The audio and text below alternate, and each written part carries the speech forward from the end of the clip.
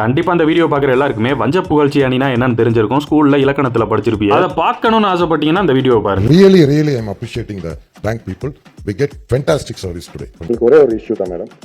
அது உங்க பக்கத்தில் இருக்கிற எம்எல்ஏ எங்களுடைய ரெகுலர் அனுப்புன கஸ்டமர் வரப்பெல்லாம் சண்டை போடுறாங்க நம்ம கடையில்.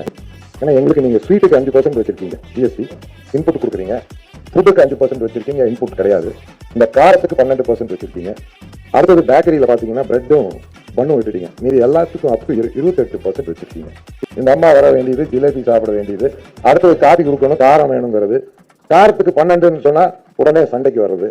இதே ஒரு நாள் 7,500 ரூபா போட்டதுக்கு வருஷம் போறதுக்கு 18% அந்த ரெஸ்டாரண்ட்டுக்கு போடுறாங்க. அது நியாயமான ஒரு விஷயம் இல்லை. இன்னொன்னு அவர் சொல்லியிருப்பாப்ல, ஸ்வீட்ஸ் வடக்குல அதிகமா சாப்பிட்றாங்கன்றதுனால நீங்க ஜிஎஸ்டி கம்மியா வச்சிருக்க மாதிரி ஒரு பேச்சு அடிபடுது. காரம் தான் எங்கிட்ட சவுத் சைடு அதிகமா சாப்பிடுவாங்க, அதுக்கு 12% மேல டாக்ஸ் வச்சு. அதுக்கும் அந்த அம்மா பதில் சொல்லாது, ஏன்னா அதுக்கிட்ட பதில் கிடையாது. எல்லாம் இழிச்சுக்கிட்டே அந்த அம்மா மழுப்பிருச்சு. இருந்தாலும் அன்னபூர்ணா ஹோட்டல்காரர் செஞ்சு விட்டாப்ல.